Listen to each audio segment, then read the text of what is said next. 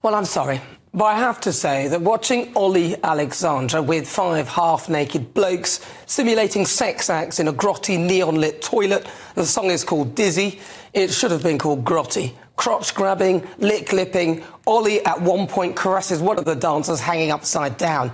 Judge for yourself.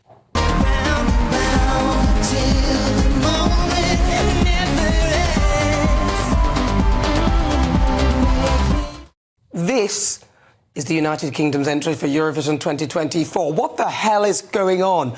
Gone are the days where Eurovision was about the actual song, when Brotherhood of Man, Save All Your Kisses for Me, that was a tune. Cliff Richard and Lulu performed. Remember the late Terry Wogan and his legendary commentary? All of that's gone, replaced by a virtue-signalling political woke fest, with people who hate this great country denigrating it, whilst at the same time supposedly representing it. Now, last year we had May Muller, who came second from last with 24 points. That's 24 more than Germany, at least. They came last. She was found to have tweeted, "I hate this country." And of the Prime Minister Boris Johnson during the pandemic, when he was critically ill with COVID, she tweeted she didn't feel sorry for him. I mean, why say anything at all? Olly Alexander this year called the union flag divisive. Well, of course it's divisive. Each flag represents a different country, so by the very nature of it being a flag, that's its job. It divides one country from another using colour. I mean, it's no more divisive than the letters, what is it, LGBT plus QIAA plus whatever, which divides everybody by a letter whose agenda this performance appears to represent. At least, though, unlike Greta Thunberg, Olly didn't then conflate the contest with Israel and refuse to perform. Although, let's be honest, the contest reaches a global audience of 162 million people, which is probably the real reason why they're all getting involved. And this week, at Thursday's second Eurovision semi-final in Sweden's third largest city, Malmö, Israel singer Eden Golan was one of the 10 entries to progress. But earlier that day, there was also a demonstration in the city centre with thousands protesting against the decision to include Israel whilst its military campaign continues in Gaza.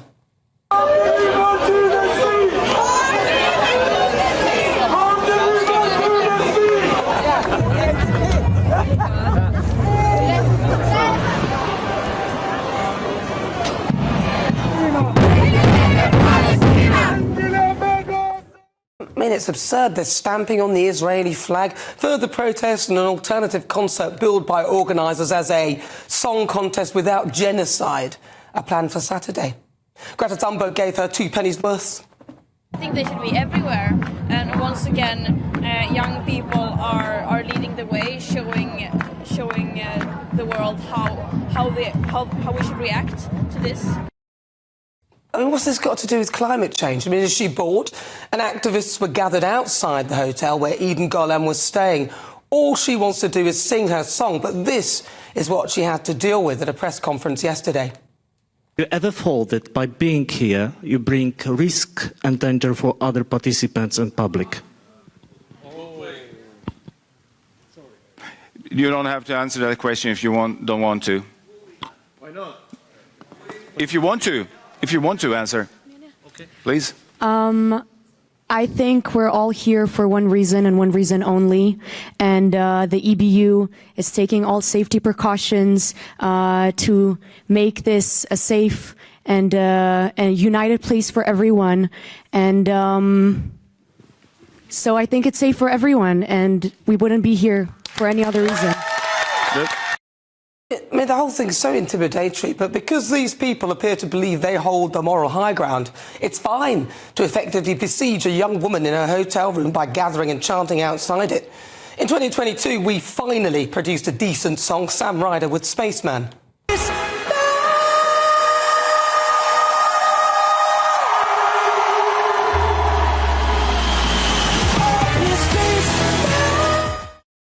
But we didn't win because of the war in Ukraine. Before that, it was punishment for Brexit, which is perhaps why we subconsciously put forward such atrocious songs. None of this, though, has anything to do with music. Eurovision has become politicised, a politicised nonsense fest. And it's no longer about the song. Or am I missing something? Well, let's get the thoughts of my panel. Former BBC Chief Political Correspondent John Sargent, commentator Joanna Jarju, and political commentator Alex Armstrong. God, you've got to walk faster than I thought. I've never done the walk before. Right, I'm going to start with you. John Sargent, lovely to talk to you. What do you think? Why are we so obsessed with this or politics getting involved in what is just a song contest? No, it's inevitable. Once you get an audience, as you say, of 162 million across the world, you can't then suddenly complain about, oh, they're talking about politics. Of course they're talking about politics. This is a moment when countries get together, and if you've got a really difficult problem going on, as there is at the moment in the Middle East, people are taking sides, people feel about it strongly. So you can't suddenly say, oh, we should stop all that, let's just go on about the music. It's just impossible. You're holding back a whirlwind. But it's about the music, Alex, surely. No, it's not all about music. It's a song contest. No, it's always been about politics.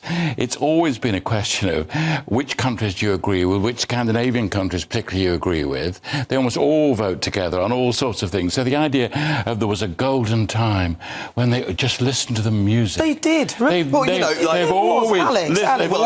to the... What about Brotherhood of... No, they've always listened to the music and also known exactly who's singing from which country. Look, there's definitely an element of politics in it. We can't take... I mean, come on, that's the truth. We all know it is. We got, as you said, Nana, punished for Brexit, punished for the wars in Iraq and all those things for years and years. But, you know, we also do put forward some abysmal acts. And we have put forward a really good act. Sam was brilliant. Sam Ryder was fantastic. But, you know, what we're seeing is brats like Greta who are just jumping on the next bandwagon to get her name up in the press, to get herself on TV. Say brats like...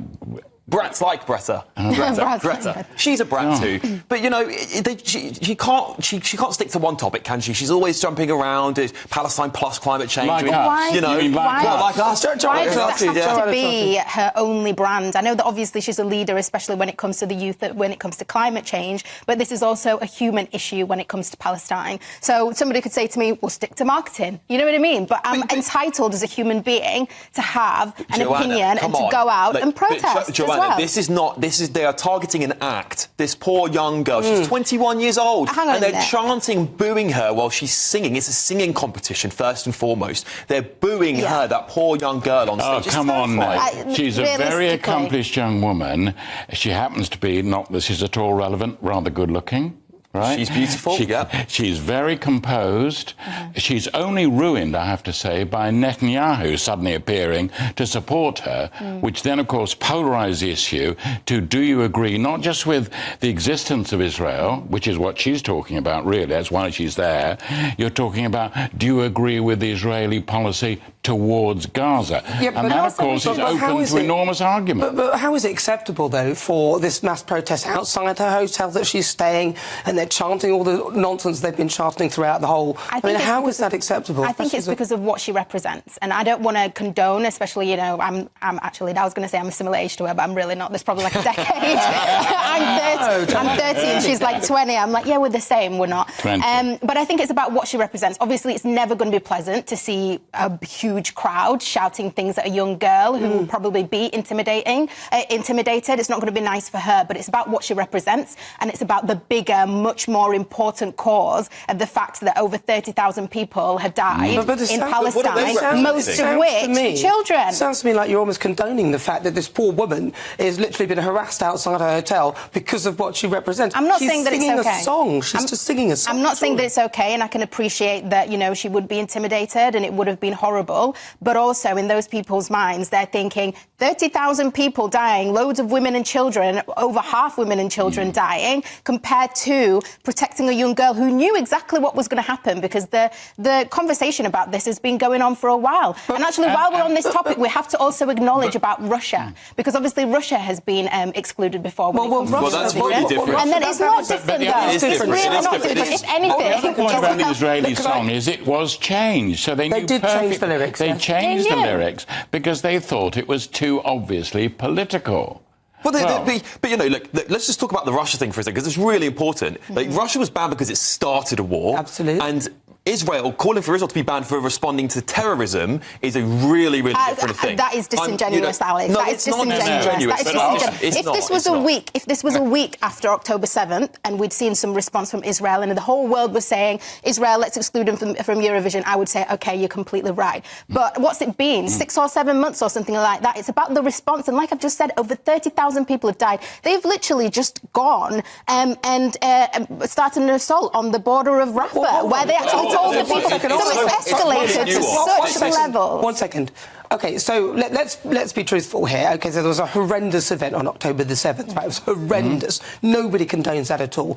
Israel have responded. But let's not forget that before October the 7th, Hamas were firing rockets continuously through Israel. And let's not forget that Israel would probably look like Gaza if it wasn't for the Iron Dome. Sure. That is point? perfectly true. But the awful truth is, this is just life, that Israel has lost the propaganda war. What people are looking at, now maybe they shouldn't be looking at it, maybe it should be balanced and so on.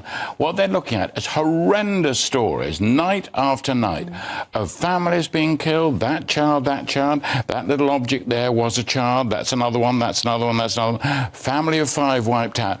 You can't sort of just ignore that and say, oh, yes, but people should remember what's going on in October. What about the energy? So why don't we put more energy towards actually forcing Hamas to surrender? You see, like, there's all this energy against Israel, they're doing this, they're doing that. Are you saying they should stop these films, though? Where's the energy? Where's the energy? The pictures are being broadcast. But Hamas... The pictures are being broadcast, and you surrender. Why don't they surrender? Wait a minute, these pictures are coming out. We're all watching them. But you not can't only say that, you said about Hamas. I'll answer you with that, with Hamas. So you're saying about Hamas surrendering. Just the other day, Hamas did actually agree to a ceasefire, right? So in a sense, well, also the terms, but then obviously Israel didn't. But then it was also to have an exchange when it comes to the hostages, and also give all the hostages back. So for you to say that I think Hamas that's quite naive, and I think because what you said, that they're winning the propaganda war, it's about propaganda. The reason why Hamas have given a ridiculous offer, which obviously Israel would not agree to, is so Israel look bad. Look, I think we're losing sight of what this is all about on this Eurovision stuff, which is, should there be a mob of people bullying someone who's on stage, should be shouting at outside someone's hotel room? Absolutely not. If we're talking about those people representing something, what they're representing is a mob, and they're representing a very angry mob targeting a young woman who just wants to go and sing. Any other year, she would have been absolutely welcomed with open arms, and now there's a bunch of people who don't even watch Eurovision protesting outside her apartment, which is making her feel unsafe. She's getting horrible questions like that. That's what this is all about. That's what this topic's all about. Netanyahu then appears and she can't stop Netanyahu from doing that. She can't stop it. But the protesters know that she's not the moment that happens, it's right. You may as well be at the UN or something. But they were already there before Netanyahu made a his statement. But a lot of people in Israel also don't support the bombardment anyway. I mean, there's been lots of mass protests in Israel against what's been going on too. So she may represent that. But that's why Netanyahu, when he comes on, everyone thinks he's fighting for his political life. Everyone knows now he's an unpopular figure in Israel. He doesn't represent the whole future of Israel forever. He doesn't. He represents Israel at the precise moment with this particular coalition inside the parliament. That's it.